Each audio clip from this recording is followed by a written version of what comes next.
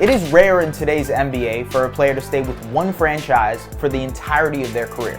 In fact, you can count on one hand the active players who have played for one team and one team only for at least 10 years. There's Udonis Haslem, who's still with the Miami Heat, but at this point is more of an assistant coach than an on-court contributor. There's Steph Curry and Draymond Green, who established the Warriors dynasty and continue to chase that elusive fourth championship. There's Damian Lillard, who's in year 10 with Portland, although that partnership feels tenuous at best. And the final player, Washington Wizards guard Bradley Beal. Like Lillard and the Blazers, the Wizards have reached a stalemate when it comes to building around their respective star, and in recent years have failed to build a sustainable playoff team around Beal, let alone a championship contender. Now, this is a pivotal moment in the Wizards-Beal relationship, with a potential Supermax extension on the table this summer. But the Wizards shouldn't write that check. That was true before the club recently announced that Beal will miss the rest of the season after having surgery on his left wrist. And it remains true even after the club added Kristaps Porzingis ahead of the trade deadline. As hard as it might be to stomach, both sides are better off parting ways.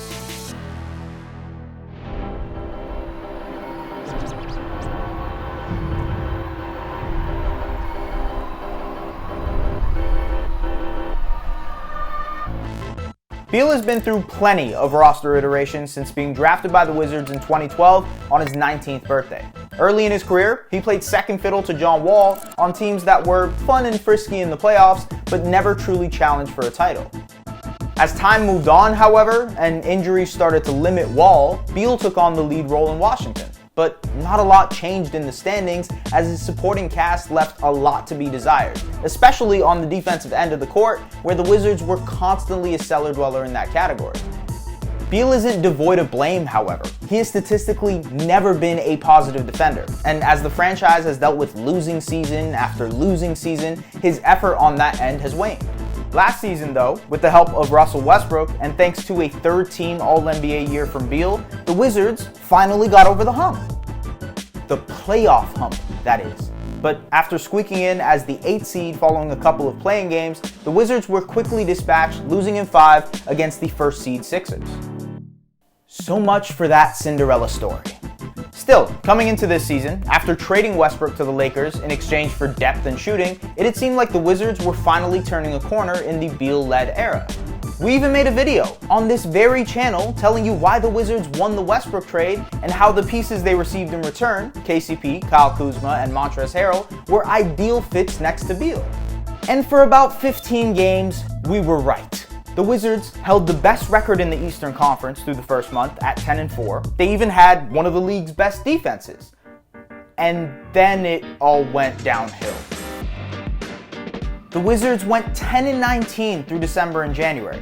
Their hot start notwithstanding, they've fallen back to their customary benchmark of 22nd in the NBA in defensive rating, while their offense has struggled as well, ranking 22nd in points per 100 possessions. And Beal was a big part of that. Before hurting his wrist, Beal was shooting a career-low in three-point percentage, with his worst effective field goal percentage and his worst true shooting percentage since his third season. Simply put, this was not the Beal the Wizards signed up for and effectively built their team around.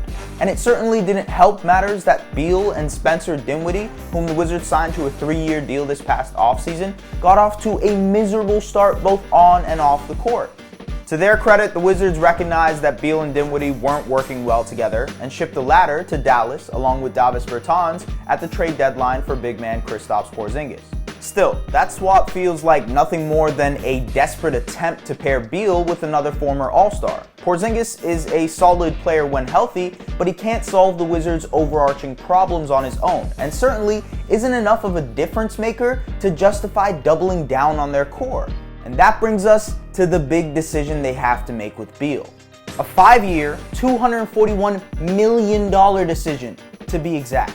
Quite frankly though, Beal isn't worth it, as much as the Wizards may want to keep him in Washington for the rest of his career.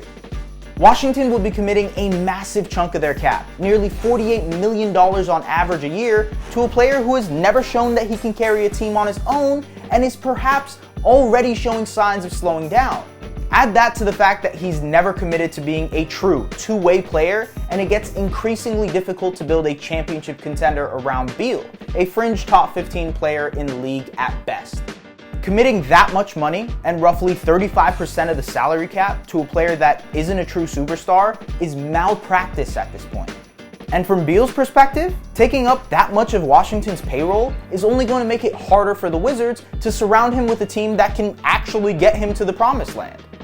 Beal is a free agent this summer. No other team can offer him that Supermax money. The most the other 29 teams can do is offer him a 4-year deal worth approximately $180 million. But this could shake out in a number of ways. For one, they can follow the blueprint provided by Kemba Walker and the Hornets, where Charlotte's front office inevitably decided they didn't want to pay Kemba the Supermax after he made an All-NBA team, and instead sent him to the Celtics, the team of his choice, in a sign-and-trade where they received Terry Rozier and draft compensation in exchange. Another possibility though, ESPN's Bobby Marks reported that Beal could exercise his $36.4 million player option for the 2022-2023 campaign, then asked the Wizards to trade him this summer with the hopes that Washington would act in good faith and ship him to a team of his choice, a team that Beal would be willing to sign a 5-year deal with. In that scenario, which admittedly has a lot of moving parts, Beal would only end up losing $10 million compared to the Supermax, a discount he should be willing to take if he wanted to head elsewhere. For now though, the Wizards are still holding steady. The Athletic reported 2 weeks ago that Washington is committed to Beal and are ready to sign him to that extension or run the risk of losing him for nothing. Beal, on the other hand, seems to be more on the fence about his future and whether he wants to become the latest in a long line of stars who leave their original teams for greener pastures. If anything, it seems as though Beal is currently leaning towards staying with Washington in hopes of crafting a legacy with the franchise that drafted him. But in all honesty, from both sides, that would be a mistake. Thanks for watching. If you like this video and want to see more content like this, hit that subscribe button.